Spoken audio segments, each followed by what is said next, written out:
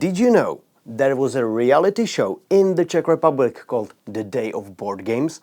It has aired 3 seasons so far, and this very game, Atoll, is the first one to win a season and being published. Jan Štěpánek worked on this game for a long time, and thanks to the contest he was able to finally get his beloved design out in the wild. Now everyone can play, and in this video I would love to show you why you should be interested in the game.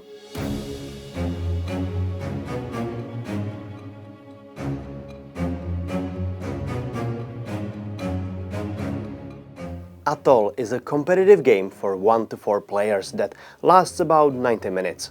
Your goal is to build the best atoll, take care of your reef, cultivate coral colonies and attract various fish. If you manage to run a functioning coral reef ecosystem, you might take a shot at winning.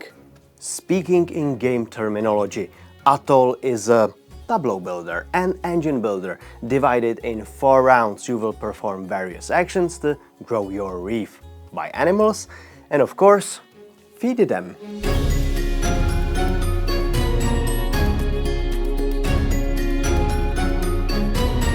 Feeding is a primary way of increasing the abundance of your fish and other animals, and by doing so, getting more victory points.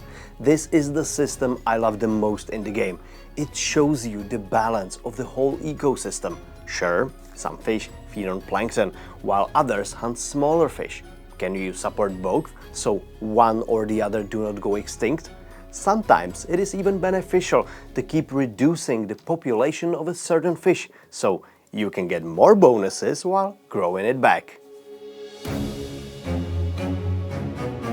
Some fish are dependent on other fish, and the game shows you this by forming symbiosis.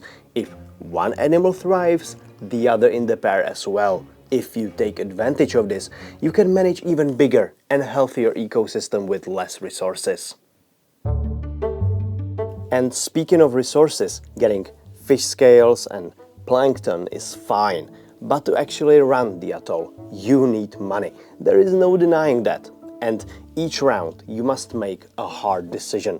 Will you allow tourists onto your atoll, or will you restrict access to just scientists? Tourists can bring in much more money, but they will also pollute your reefs. Yes, you heard me right. There might be pollution in the water. Who knew, right? Pollution will block your reefs from functioning. These cool actions on the cards, forget it. If there is a pollution on the card, you are not using it for actions, effects or endgame scoring.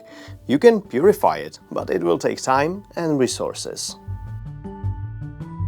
I didn't mention that animal and coral cards exist in this pattern, which is important since some fish need support of specific amount of coral colonies. So, when growing your reef, you not only care about effects, but also placement.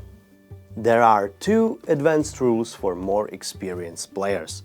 Events will positively or negatively affect all players, and biodiversity scoring makes choosing which animals to attract much more important.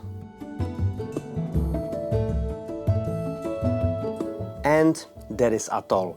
Playing the game might make you more attached to underwater life than you are willing to admit, partly thanks to the amazing art and illustrations, and game design that is not just meaningful, but more importantly, fun. If you like the game or have any questions, don't hesitate to reach out.